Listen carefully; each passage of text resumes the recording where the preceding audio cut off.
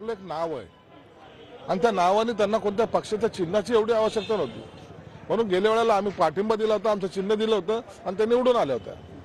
परंतु त्यांचा मूळ स्वभाव हा भाजपवासी असल्यामुळे ते भाजपच्या तिकिटावर आज उभे आहेत. एक पूर्ण वाद झाला होता. अभिनव डेलकर हे खासदार आहेत, पण मात्र त्यांच्या वडिलांनी इथे मुंबईमध्ये आत्महत्या केली होती. ते प्रकरण खूप वादास्पद हा होतं. थोडा वादातीत प्रकरण होतं. आपसामधला काही वाद आहे, त्याच्यामुळे झालेली ती आत्महत्या, ते प्रकरणामध्ये झालेली पोलीस कारवाई आणि त्याच्यातून आता ते सर्वजण बाहेर आलेले आहेत. ज्यांनी जर ते आत्महत्येला जर कोणी प्रवृत्त केलं असेल त्याला सुद्धा ते सोडणार नाहीत.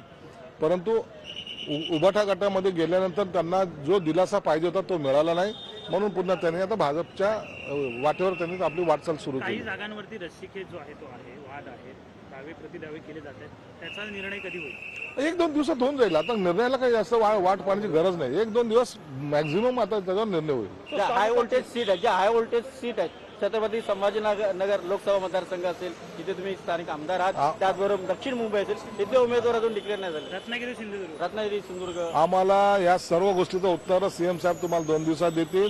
संभाजीनगरची जागा आम्हाला सुटावी असं आम्ही आग्रही आहोत आणि त्या पद्धतीने त्यांनी सुद्धा ते लावून धरलेलं आहे. म्हणून मला वाटतं संभाजीनगरची जागा ही शिवसेनेला सुटेल. रत्नागिरी सिंधुदुर्ग शिवसेनेकडूनही असा काही प्रयोग केला जाऊ शकतो, कारण नाव चर्चेत आहे. भामरे यांना कदाचित छत्रपती संभाजीनगरमधून निवडणूक लढवण्यात आली शकते. भुमरे नाही, अनेक आता मंत्री लोक, काही लोक सिनियर आहेत, त्यांनी आता लोकसभेमध्ये जावं असं काही आमदारांचं स्वतः मत आहे आणि शिंदे साहेबांचं आहे. म्हणून मिनिमम 3 मंत्री तरी केंद्रामध्ये खासदारकीची निवडणूक लढवतील. राठोडांचा समावेश असेल. आता मी तुम्हाला 3 आमदार किंवा मंत्री यापैकी 3 जण हे लोकसभेची निवडणूक लढवतील. शिवसेनेचे 3 आमदार 3 मंत्री तुम्ही सूचित करताय का, जे लोकसभेसाठी जाऊ शकतात? माझा अंदाज असा आहे, हे 3 लोक निवडणूक लढवतील. त्यांची नावं मी सांगणार नाही, शिंदे साहेब योग्य वेळेला सांगतील.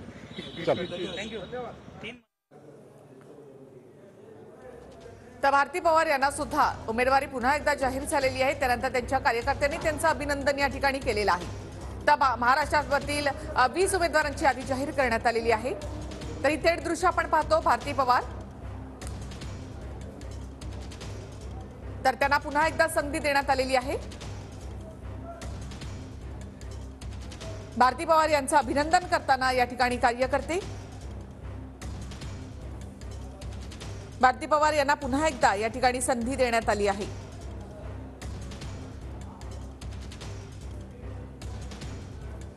तर दिंडोरी या मतदारसंघामधून तर रावेरमधून रक्षा खडसे यांना उमेदवारी जाहीर करण्यात आली आहे. पुन्हा एकदा त्यांना या ठिकाणी संधी मिळाली. सुजय विखेंना नगरमधून पुन्हा एकदा उमेदवारी जाहीर करण्यात आली आहे.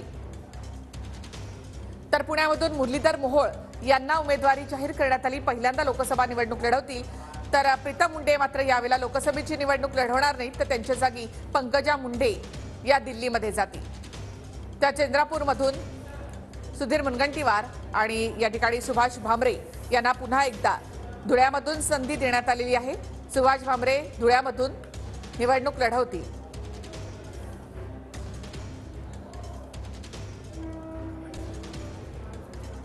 संजय काका पाटील यांना पुन्हा एकदा उमेदवारी जाहीर करण्यात आली आहे. सांगलीमधून संजय काका पाटील पुन्हा एकदा निवडणूक लढवतील.